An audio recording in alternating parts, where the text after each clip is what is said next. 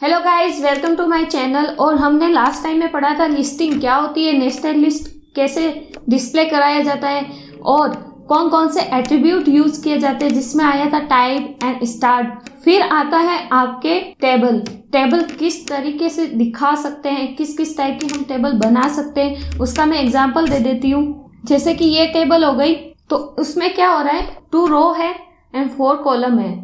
वहीं जो second table है उसमें क्या हो रहा है, 3 रो है, जिसमें फर्स्ट रो में क्या हो रहा है 4 कॉलम एंड सेकंड रो में एक ही कॉलम है, और थर्ड जो रो है उसमें 2 कॉलम है। तो उसको कैसे बनाएंगे। लास्ट में आ रही है आपके नेस्टेड टेबल, जिसमें फर्स्ट जो रो है उसमें जो सेकंड कॉलम है उसमें एक नेस्टेड टेबल हो रही है। फिर आता है आपके सेकंड रो, और उसके सेकंड रो के फर्स्ट कॉलम में आपकी नेस्टेड टेबल आ रही है। तो इन सब के बारे में मैं बताऊंगी कैसे क्रिएट की जाती है। एक फाइल बना देते हैं table.html नाम से। इसमें मैं सबसे पहले जो पार्ट होता है HTML का वो स्टार्ट कर देते हैं, HTML टैग एंड क्लोज। फिर आपके आ गया हेड पार्ट, फिर आपका टाइटल, इसमें मैं बता देती हूँ टेबल। फिर आपके आ गया बॉडी पार्ट, जो कि बॉडी टैग में यूज होता है। अब जैसे मैंने बोला कि टेबल यूज करनी है, तो उसके लिए एक टेबल टैग बना रखा है। तो सबसे पहले मैं लिख लेती हूँ टेबल नॉर्मल एंड। अब क्या होगा, जैसे मैंने आपको बोला 2 रो आनी चाहिए, या और 2 रो यानी हर एक रो में आपके 3 कॉलम होने चाहिए। तो नॉर्मली सबसे पहले हम क्रिएट करते हैं रो। लाइक मैंने बोला आपको 10 रोज है, तो मैं रो के लिए एक आता है tr टैग। तो मैंने 10 रोज बोली है, नहीं आपको पहले ही 10 रोज बना के रख देनी चाहिए। अभी मैं बता देती हूँ 6 रो ले रहे हैं अपन। फिर अब मैंने बोला हर एक रो में आपके 3 कॉलम होने चाहिए। तो आपके फर्स्ट रो को कंप्लीट करो, फिर सेकेंड रो को, फिर थर्ड रो को। सबसे पहले स्टार्ट कर देती हूँ फर्स्ट रो में।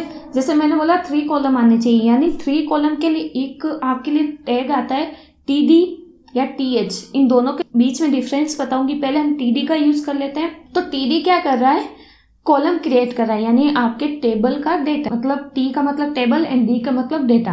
तो टेबल डेटा हो गया आपका td। अब इसमें मैं एक बार 1 लिख लेती हूँ एंड सेकेंड हो गया आपके 2 एंड 3। इसका आउटपुट चेक कर लेते हैं एक बार।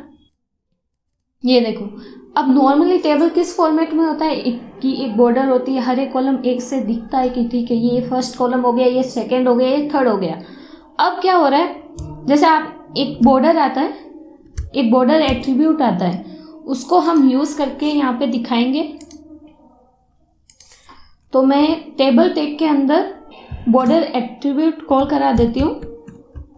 अब बॉर्डर आप पर डिपेंड करता है कि 1 लोगे तो जो नॉर्मल डिफॉल्ट होती है वो दिखाएगा। सेकंड पे आपकी विड्थ, जो बॉर्डर की विड्थ है वो बढ़ा देगा। बता देती हूँ 1 करने पे क्या आ रही है और 2 करने पर क्या आती है। तो आपके पास आ गया इसका 1 2 3। इतने सारे रो लेने इसलिए गैप आ रहा है। तो ये आपको दिख रहा है यहाँ पे। तो इसमें क्या हो रहा है, नॉर्मली अभी ऐसे ही आएगी टेबल। मैं बताऊंगी कैसे हम रिमूव कर सकते हैं जो भी स्पेस आ रहा है।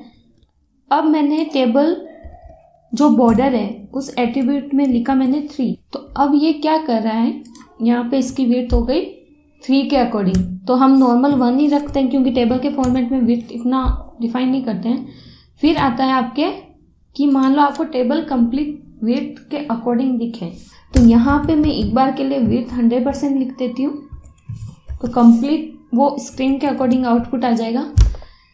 अब क्या हो रहा है कि हर एक, अब जैसे कि ये जो 1 है तो ये कंप्लीट एक सेल है, ये जो 2 है ये एक कंप्लीट सेल है, थर्ड है वो एक कंप्लीट सेल है, यानी 1 2 3 सेल हो गई। अब इन सेल के बीच में गैप आ रहा है, यानी एक सेल हो गया, ये दूसरा सेल हो गया, तीसरा सेल हो गया, इन सेल के बीच में गैप आ रहा है। तो इसको कैसे हटाया जाता है उसका मैं बता देती हूँ। वो टेबल टैग के अंदर ही यूज करते हैं। तो एक आता है आपका सेल स्पेसिंग, यानी आपके जो ये जो सेल दिख रहा है इनके बीच में स्पेस को कितना रखना है। तो बाय डिफॉल्ट तो एक बार मैं 10 लिख देती हूँ ताकि आपको आइडिया लग जाए क्या डिफरेंस होता है। अब मैंने 10 दिया यानी आपका गैप बढ़ा है, तो बाय डिफॉल्ट हम लिख देंगे यहाँ पे 0। तो उससे क्या हुआ, यहाँ पे जो बॉर्डर में गैप आ रहा था, जो 2 सेल के बीच में गैप आ रहा था वो हट गया है। अब एक और होता है सेल पैडिंग। सेल पैडिंग क्या करें, लाइक आपका ये एक सेल है, मैं बता देती हूँ एक बार। स्पेस लेके। ये जो आपका सेल है, इस सेल में और जो 1 लिखा है, एक पैडिंग आ रही है हल्की सी, यानी स्पेस आ रहा है, उसको पैडिंग बोलते हैं। तो यहाँ मैं क्या करूँगी, यहाँ मैं यूज़ करूँगी सेल पैडिंग, यानी जो सेल है उसके बीच में जो भी कंटेंट और उस सेल के बीच में गैप आ रहा है उसको हम करेंगे 0, और इसको भी 0 कर देते हैं। अब देखो ये कंप्लीट एक टेबल के फॉर्मेट में दिख रही है। अब मैंने बोला कि एक रो है, यानी आप मेरे पास 5 रो है और 3 कॉलम है, तो मैं कैसे लिखूंगी, तो 5 रो हो गया, इसको एक बार यहाँ लिख देती हूँ, 5 टाइम और 3, हर एक में 3 कॉलम है, यानी आपकी इस फॉर्मेट में टेबल दिखेगी। फिर आता है नेस्टेड टेबल। नेस्टेड टेबल क्या होती है, जैसे मैंने नेस्टेड लिस्ट बताई, यानी आपकी जो भी लिस्ट थी, लाइक लिस्ट 3 थी, तो उसके अंदर ही आपको एक लिस्ट और चाहिए थी, तो मैंने क्या किया था, उसी के अंदर UL या OL स्टार्ट कर दिया था। तो इसमें भी यही चीज़ करनी है, लाइक आपको 3rd कॉलम में, फर्स्ट रो की 3rd कॉलम में आपको टेबल चाहिए। तो यहाँ पे मैं वापस आऊँगी, इस 3 को हटा के, अब जो टेबल कंप्लीट ऊपर जो जैसे लिखा था border 1, width 100%, cell padding and cell spacing, तो ये सारा कुछ हम इसमें ही लिखेंगे। तो एक बार लिख देती हूँ बॉर्डर, फिर आपके आ गया विड्थ 100%, फिर आपके आ गया सेल स्पेसिंग। सेल स्पेसिंग हम 0 दे देते हैं। सेल पैडिंग आपकी आ गई 0, यानी अभी मैंने डेटा दिया नहीं, तो मतलब कि यहाँ पे एक टेबल क्रिएट हो चुकी है। अब इस टेबल टैब के अंदर मुझे चाहिए 2 रो एंड हर एक रो के अंदर 2 कॉलम। तो मैंने 2 TR लिया और इन दोनों TR के अंदर एक TD कॉल कराया, 1 एंड 2। फिर इसी में ये काम किया हमने सेम। अब क्या हो रहा है, आउटपुट आपके आ गया, बट विड्थ इक्वल नहीं आ रही, लाइक आपके 1 और 2 का इक्वल गैप है, बट 3rd में क्योंकि मैंने नेस्टेड टेबल यूज़ कर ली, इसके उसके अकॉर्डिंग ये गैप आ रहा है। तो उसको भी कैसे रिमूव कर सकते हैं वो मैं बता दूंगी, एक बार मैं नेस्टेड टेबल समझा देती हूँ। अब यही चीज़ मैंने बोली कि मुझे यहाँ चाहिए,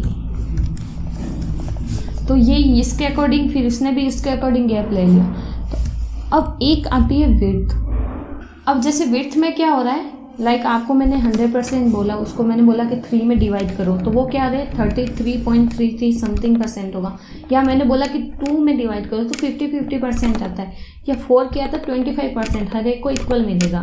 तो इसमें मैं क्या करूँगी, क्योंकि मेरे 3 पार्ट है यानी 3 कॉलम है, तो मैं हर एक को 33 तो 1% ज़्यादा रहता है, 33.34 1% में दे दूँगी, या फिर एक बार के लिए मैं 4 ले लेती हूँ, रोज़ कम कर देती हूँ।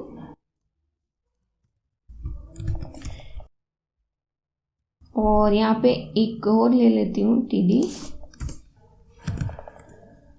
यहाँ मैं कर देती हूँ 4 एंड यहाँ पे भी कर देती हूँ 4। अब क्या हो रहा है, मैं हर एक में विड्थ दूंगी 25%, क्योंकि वो 4 कॉलम में है। यहाँ पे मैंने दिया विड्थ 25%, हर एक TD में मैं दे दूंगी। यहाँ पे यहाँ मैंने दिया, और अब क्या हो रहा है, जैसे मैंने फर्स्ट रो में विड्थ दी वो सेकंड पे भी अप्लाई हो जाती है, तो विड्थ चलता है कॉलम वाइज, और जैसे मैंने हाइट एक में दी है तो वो हाइट सब में कॉलम में चलती है। तो जैसे ही मैंने फर्स्ट पे विड्थ दी, यानी फर्स्ट रो के हर एक TD में विड्थ दी, तो वो एग्जैक्ट उस फॉर्मेट में आगे भी विड्थ इक्वल कर देता है। तो मुझे एक ही रो में विड्थ देने की नीड पड़ी, तो मैं क्या करूँगी, अब सारी जो विड्थ हर एक में नहीं दे रही हूँ, फर्स्ट रो में ही दे रही हूँ, तो वो सारा अप्लाई हो जाएगा। TH और TD में डिफरेंस क्या है, तो मैं एक बार कंप्लीट एक जो भी डेटा होता है स्टूडेंट का, उसको यूज़ में लेके आपको डिफरेंस बता देती हूँ। एक बार ये सारा कुछ हटा देती हूँ, या नीचे एक टेबल क्रिएट कर देते हैं।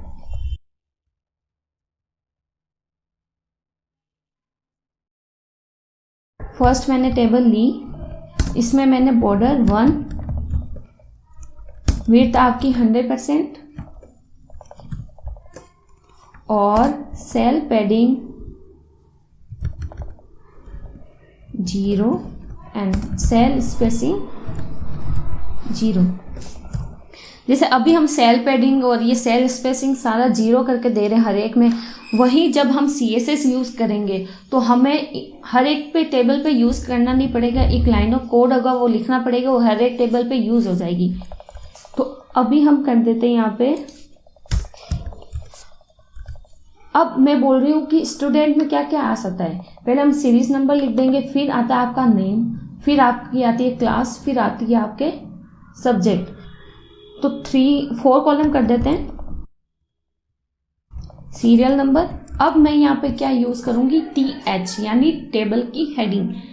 अब डिफरेंस मैं बता देती हूँ दोनों के बीच। टेबल हेडिंग में क्या होगा, आपका टेक्स्ट बोल्ड होगा प्लस सेंटर में आ जाएगा। वहीं TD में क्या हो रहा है, बाय डिफॉल्ट टेक्स्ट लेफ्ट में होता है प्लस बोल्ड नहीं होता है। तो यही डिफरेंस होता है। मान लो आपको सेंटर में चाहिए प्लस बोल्ड में चाहिए, तो हमेशा क्या होती है, एक जो हेडिंग है टेबल की वो हमेशा बोल्ड में होती है या सेंटर में बोल सकते हैं। तो हम TH यूज़ करेंगे। इसमें हम लिखेंगे सीरियल नंबर एंड फिर आगे आपका सेकेंड स्टूडेंट का नेम, फिर आपके आ गया बोल सकते हैं सब्जेक्ट, फिर आ गई आपकी क्लास। कुछ भी डेटा दे सकते हैं। अब क्या हो रहा है, अब दोनों में डिफरेंस बता देती हूँ। ये क्या कर रहा है, बोल्ड प्लस सेंटर। अब जो भी आगे हम करेंगे वो आप पर डिपेंड करता है कि आप डेटा को भी बोल्ड में रख रहे हो एंड प्लस सेंटर में रखना चाह रहे हो, तो आप TH हर जगह यूज़ कर सकते हो। तो मैं एक बार आपको बता देती हूँ TR।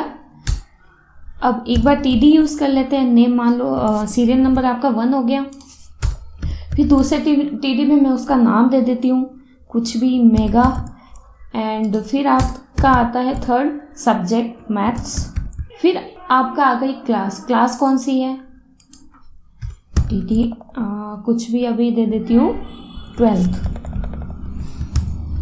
अब TD और TH में डिफरेंस पता चल गया होगा। TH में क्या कर रहा है, bold plus center, and TD में क्या कर रहा है, बाय डिफॉल्ट लेफ्ट में होता है और प्लस बोल्ड नहीं होता है। तो मिलते हैं नेक्स्ट वीडियो में, जिसमें मैं बताऊंगी कि मान लो आपके पास फर्स्ट रो में 3 कॉलम है और सेकेंड रो में 4 कॉलम है, तो कैसे हम आउटपुट दिखाएंगे। या फिर बहुत सारी आजकल क्या हो रहा है, मान लो आप एक वेबसाइट पे गए, आपने कुछ प्रोडक्ट परचेज किया, तो जो भी इंफॉर्मेशन आती है वो एक टेबल के फॉर्मेट में आपके पास PDF के फॉर्मेट में आ जाती है। तो वो उसमें क्या होता है, कंप्लीट आप col span and row span लगता है। तो मैं इन दोनों के बीच में जो भी हमारी क्लास होगी आगे, उसमें ये कंप्लीट मैं आउटपुट दिखाऊंगी। ये जो आपको आउटपुट दिख रहा है ये कैसे लेके आएंगे, तो मिलते हैं नेक्स्ट वीडियो में, जहां मैं बताऊंगी कॉल स्पेन क्या होता है, रो स्पेन क्या होता है, प्लस इमेजेस कैसे यूज कर सकते हैं एक टेबल में। तो मिलते हैं नेक्स्ट वीडियो में।